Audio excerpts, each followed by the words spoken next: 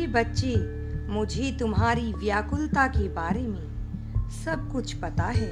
तुम अपने जीवन को लेकर अत्यधिक व्याकुल हो। तुम जीवन को समझने में असमर्थ हो। जितना तुम जीवन को समझने का प्रयास करते हो, जीवन तुम्हारे लिए उतना ही और अस्पष्ट हो जाता है। मैं तुम्हें आज तुम्हारी व्याकुलता से तुम्हें दूर कर दूंगा। मैं तुम्हें तुम्हारी व्याकुलता का समाधान बताना चाहता हूँ। तुम्हें जीवन को कभी भी समझने का प्रयास नहीं करना चाहिए। तुम्हें तो केवल जीवन को जीना चाहिए। तुम्हें कभी भी प्रेम को समझने का प्रयास नहीं करना है। तुम्हें केवल प्रेम करना है। प्रेम और जीवन को अनुभव किए बिना समझने का कोई दूसरा मार्ग नहीं है। यदि तुम्हें प्रेम या फिर जीवन को समझना है तो तुम्हें उनका अनुभव करना होगा।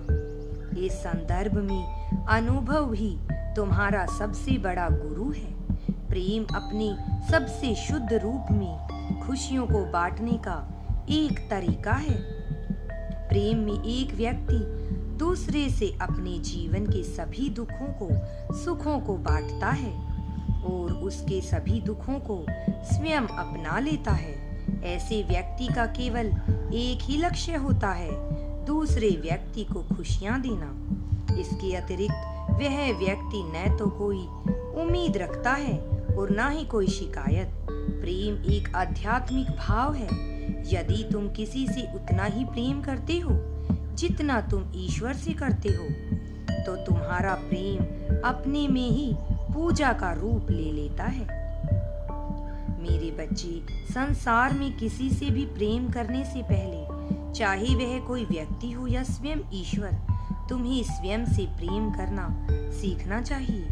यदि तुम स्वयं से ही प्रेम नहीं करोगे तो तुम प्रेम को समझ नहीं सकते। स्वयं से प्रेम करे बिना तुम किसी दूसरे से प्रेम कभी नहीं कर सकते हो। मेरे बच्चे, तुम्हें सदैव ध्यान रखना है कि तुम्हें खुद से भी प्रेम करना है। तुम्हें संसार में किसी भी व्यक्ति से प्रेम करने का पूर्ण अधिकार है, परंतु तुम्हें संसार में किसी भी व्यक्ति की स्वतंत्रता छीनने का अधिकार नहीं है। तुम जिस भी व्यक्ति से प्रेम करते हो, उसे पूरी तरह से प्रेम व सम्मान दो।